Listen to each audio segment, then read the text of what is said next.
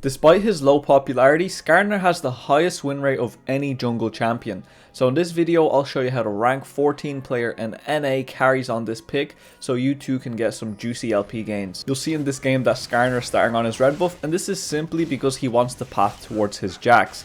His Jax is really good to gank because he has a gap closer and a stun, and then Gwen is quite immobile, so it's really easy for them to get onto her and damage her. The next thing you want to notice here is how Nautilus and Jinx appear from the bush in bot side, which tells us that Lee Sin has started top side and he'll be pathing towards bot lane. This is really important to take note of because it can give you counter jungle opportunities, and also it tells you that ganking top lane is safe and there is no potential counter gank from the Lee Sin. For the first jungle clear, you'll see that Skarner went from red onto Krugs, and he's going to move on to Raptors next here, so he's going for your standard linear pathing full clear. It's the most efficient way to clear your camps out, get them respawning as soon as possible, and maximizing your gold income. It's also the best way to hit level 6 as soon as possible, and that's exactly when Skarner's potential gets fully unlocked. With Ghost and ulti, anytime he'll gank the Gwen, that should be a free kill every single time, and that's exactly why he's pathing towards there as mentioned earlier.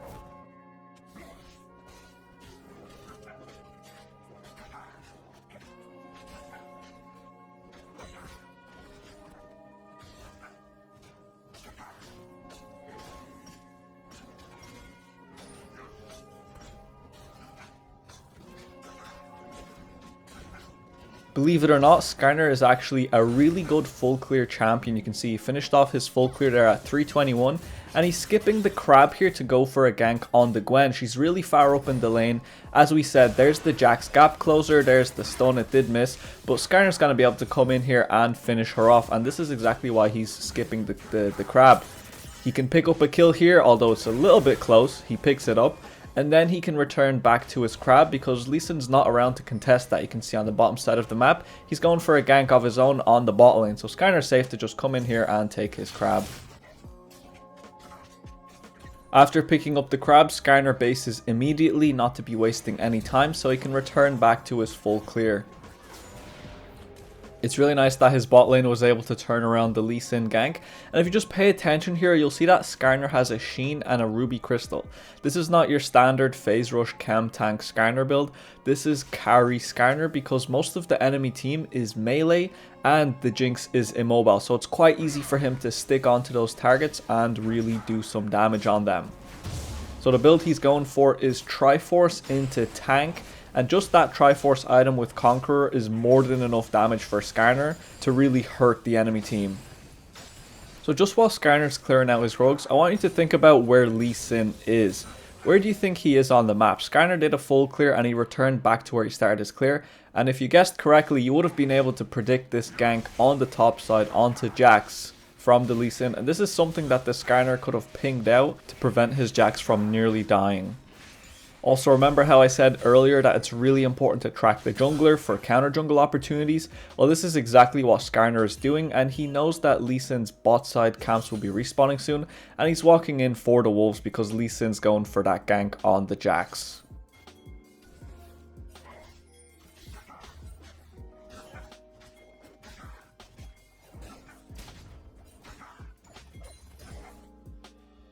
Of course, Lee Sin might expect that the Skarner's counter jungling him bot side, and he might try to take Skarner's top side camps for himself. So you can see the pings on the map, and Skarner, instead of taking the Lee Sin's Gromp, he's walking straight back to his jungle because he wants to make sure that he gets his own camps as well and they don't just trade evenly.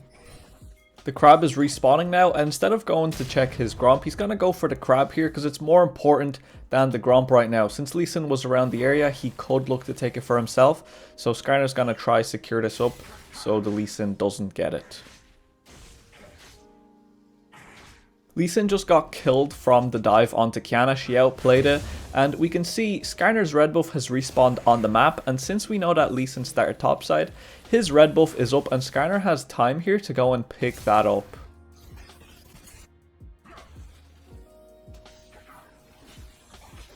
So hopefully you've been following along and you're really starting to understand the importance of jungle tracking. This is just one of the many ways that you can get a lead as a jungler, and it's only one of the many things that I would teach my coaching students to get them to their desired ranks.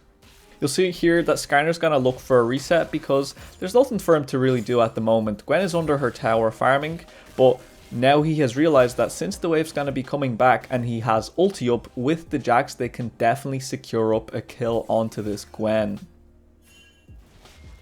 So there's the movement speed. Gwen pulls out the ulti to slow and try to run away with her E, but the ghost gets popped and there's just absolutely no escaping this. There's the ulti from Skarner, combo with the stun from Jax, and she just has no way of playing the game like this. This is exactly why Skarner's pathed towards the top side. Since they've just picked up that kill on Gwen, they're going to have a numbers advantage on the top side of the map, and if Qiyana doesn't die in the mid lane, she'll be able to rotate to help him in case Lee Sin arrives, but also Jax will definitely be able to rotate. Since Qiyana died in a gank from the Lee Sin, Skarner rotates over here to the mid lane to pick up the wave because he doesn't want this XP and gold to go to waste while Qiyana is in base. This is also another way to get ahead as a jungler, because while you pick up this wave, Lee Sin doesn't get a wave of his own and this puts you ahead of him. Although your laner will be behind, at least you'll still be far more relevant in the game. And I would think Skarner's continuing to farm here simply because he's already around his camps, everything's respawned, he doesn't really want to waste the time running back from base. Even if he does have his full item at this stage, it's very efficient of him to just clear out a side since he's already here. But also maybe he's just expecting a fight over the dragon, and with his bot lane not doing too bad, I think they can get lane priority and they could definitely contest the dragon. Also, just pay attention to how we can see Lee Sin on the bot side of the map, Tahm Kench revealing him there. And he's looking for a gank there on the bot lane.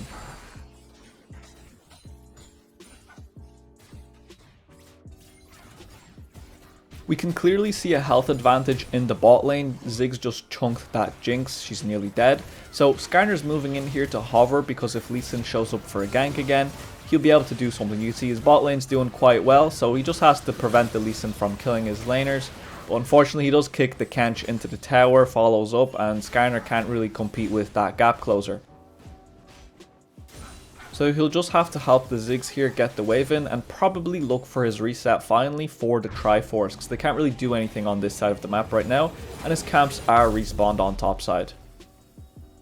There's the Triforce buy, and off he goes towards top side because that's where his camps are respawned. While clearing out his top side, with Skarner's ulti being up, he's definitely looking around for ganks and opportunities where he can use that to pick up a kill.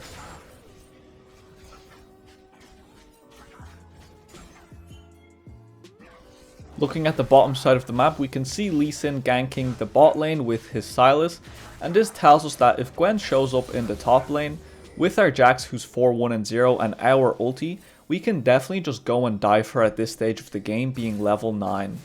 Also again, he's looking for jungle camps from the Lee Sin here, and summoning the Herald mid here instead of top lane is simply because Jax would crack that top lane anyway without the Herald, so it's just being efficient and maximizing gold.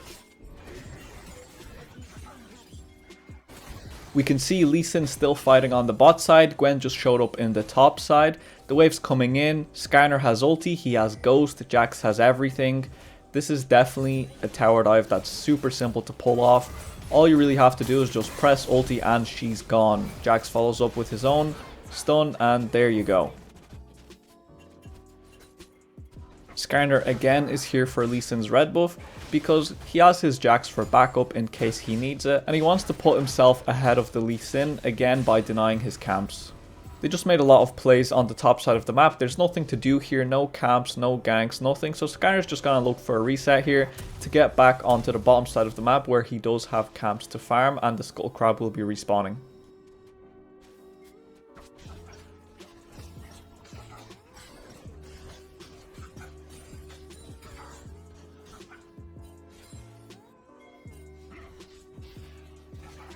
At this stage of the game, we're into the mid game, a tower has fallen, and we can see Lee Sin and Nautilus are looking to make a play on his bottom lane in the mid lane. So really, Skarner's role at this stage of the game is to ensure that his laners can continue playing aggressive, so he'll really have to be around to hover. Lee Sin coming in with a ward hop kick there, everyone's trying to make a play onto him, and even though this Skarner does have a Triforce, it doesn't mean that he's squishy. You can see with the ulti they do pick up the Lee Sin, bit of a desperation play, Kench onto the Jinx, and with this Skarner Triforce build he's doing so much damage, but still he's quite tanky, and especially so when he'll be building his further items.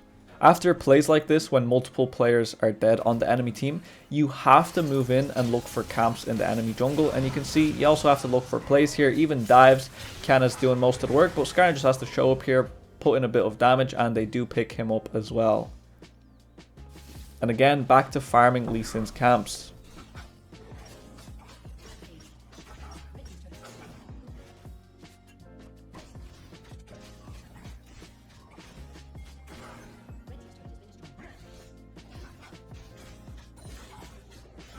Skarner's laners have been able to push a few towers. They've been out on the map long enough to have a good recall for some items. So after picking this up, he's just going to return back to his own jungle, because he can't be caught in the enemy jungle without teammates around. And also he just cleared out the enemy jungle, so there's nothing to do there anyway.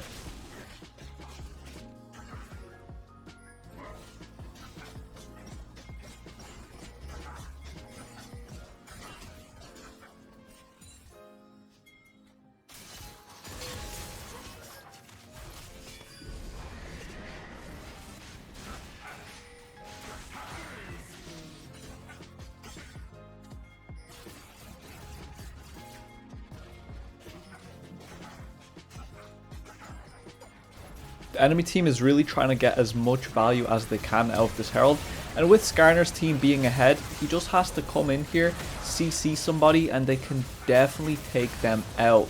There we go, 2 picks, and they should be able to chase for further kills here. There goes the Jinx. I think the Lee Sin will escape because of his mobility, but you can see you've really got to be paying attention to, are you ahead? Can you fight this 4v4? And he goes for it and picks up 3 kills. Picks up the Frozen Heart on the respawn because the enemy team has a lot of auto attacks. And he's on his way to the dragon here because he wants to secure the objectives to try and secure the game. There's the Lee Sin trying to capture the point. Kiana has a really nice flank angle, and just like that he does get picked off. Skarner ulti is down. He's got to be a little bit careful here. Actually, he doesn't even have to be, because we can see Gwen and Jinx in lanes. So he just has to continue to fight. His teammates follow up, and just like that, 3 kills, and now he can take Lee Sin's camps. He can push in lanes, he can siege with his team, they can secure the dragon and look to try and secure the game.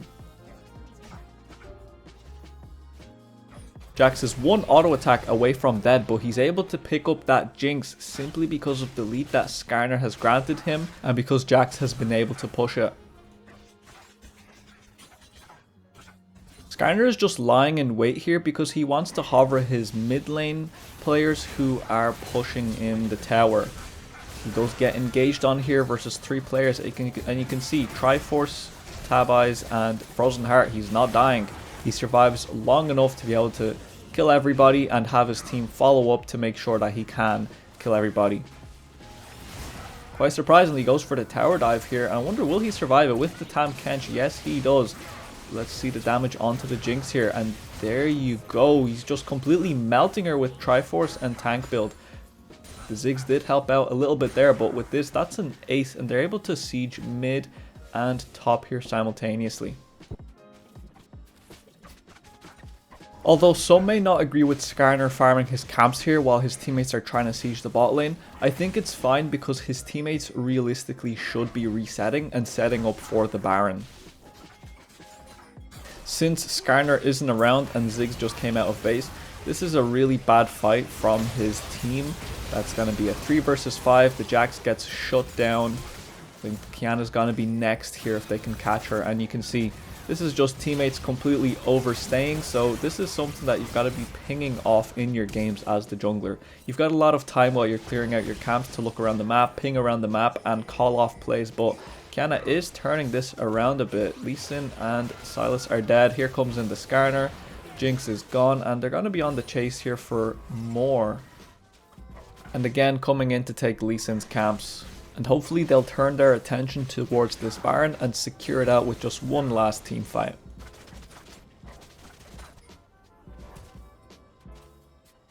Everyone was set up for the Baron, looking for a play here in case anyone tries to face check this. This is why it's really important to be with teammates in the mid and later stages of the game, because you've got to be around for fights that break out like this, and so you can support vision control. But anyway, the Baron does get secured up, and Skarner is on a really nice flank angle here, walks around the traps, and he's looking for the Jinx here. She's the one that's going to do most of the damage in these fights if she's allowed to play in the backline. And of course, they just completely roll over the enemy team, and this should be the game end. So if you did enjoy the video, make sure to check out this pathing one if you'd like to learn more, and like the video to help me out with the algorithm. Thanks for watching.